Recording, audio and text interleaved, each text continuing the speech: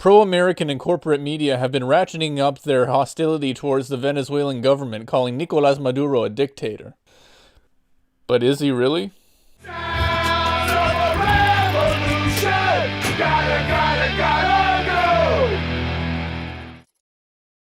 Since Maduro's election, the opposition has tried many things to try to remove him from office, including a recall referendum.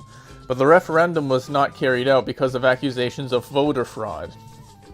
American and corporate media immediately called this the end of democracy in the country, as if it's simply impossible that there was anything irregular about the vote. It's a strange accusation coming from Americans, or really almost anyone else, since Venezuela is one of the few countries in the world that actually has a right to recall their president. It was put into the Constitution after Hugo Chávez's assumption of power in 1999 by a Constituent Assembly, and has only been used against Chávez himself. Another common accusation is that Maduro carried out a coup by dissolving the National Assembly and usurping its powers into the top court, the Supreme Tribunal of Justice. The Western media reported this as if Maduro just arbitrarily decided one day he didn't want the opposition-led legislature to exist anymore, so he just took their powers for himself. But the roots of the constitutional crisis go all the way back to the last legislative election of 2015. The opposition coalition Democratic Unity, or MUD, won the election, but 4 legislators from the Amazonas region were accused of vote buying by the TSJ and asked not to take their seat until the tribunal could investigate.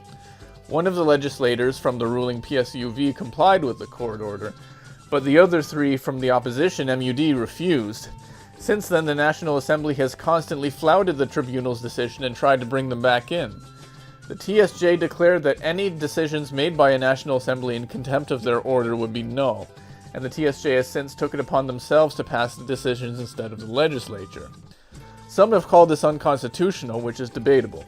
Article 336 of the Constitution does give the tribunal the authority to declare something the Legislative Assembly does is unconstitutional and corrected, but the Constitution is not explicit on how this is done. While it's certainly not good for democracy for one branch of the government to usurp the powers of another, one has to wonder why don't the opposition legislators just comply with the ruling? The one PSUV legislator already has, which brings the PSUV's caucus down to 55 seats, compared to MUD's 112, which would go down to 109. While this would lose them the supermajority they need to replace judges or remove the vice president, they would still have a strong majority they can use to do almost anything else.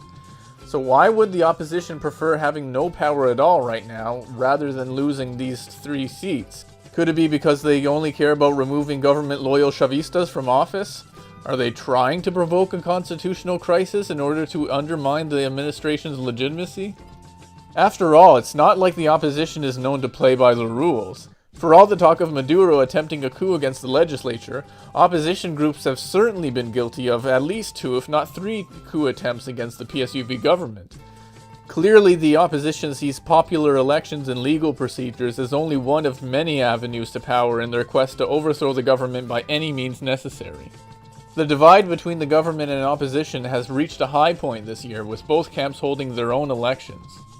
After the Maduro government decided to call for a constituent assembly to change the constitution in the hopes of ending the crisis, the opposition held an unofficial referendum on the calling of the constitutional assembly. Since the referendum had no legal effect, hardly anyone outside of the opposition bothered to show up for the vote. This allowed the American media to report a 99% mandate to cancel the Constituent Assembly and stick with the old constitution. The Constituent Assembly is also accused of being stacked with government loyalists, which is not surprising since the opposition didn't even bother to run in it, deciding to boycott it instead. Another common accusation made against the PSUV government is that it's committing acts of police brutality and political repression against dissidents. We often hear about dozens of people being killed in clashes with the police.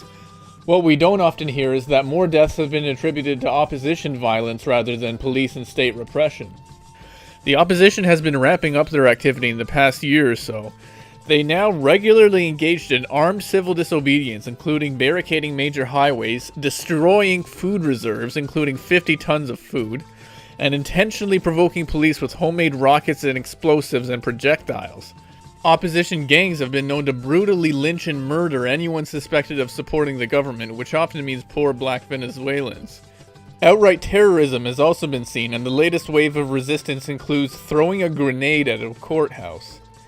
None of this justifies any retaliatory attacks on innocent civilians, but there have been arrests and prosecutions of police officers guilty of attacking protesters, so the idea of Maduro as a mad dictator sicking his thugs on innocent civilians is largely contrived and one-sided.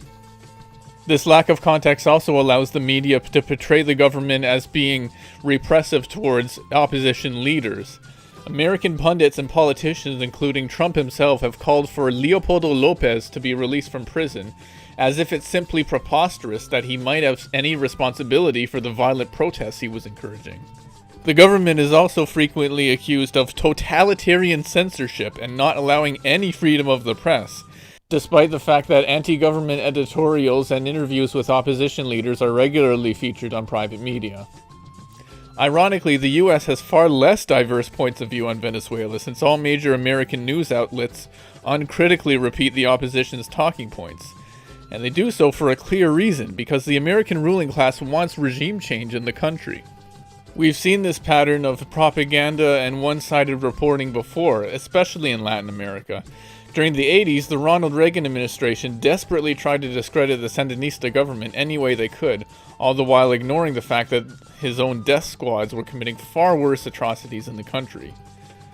Many people are rightfully concerned about the political crisis, heavy-handed actions by the government, and increasingly dangerous street violence. But the corporate media and US-aligned governments only tell half of the story, leaving out the fact that these are actions taken by a government under attack from a violent foreign-backed opposition. The US government time and time again has supported and financed the overthrow of any government that they don't like. It happened in Guatemala, it happened in Chile, it happened in Nicaragua, and now with the $50 million the Venezuelan opposition is getting from the US, they're trying to do it again. Are we going to allow that to happen? Viva la revolución!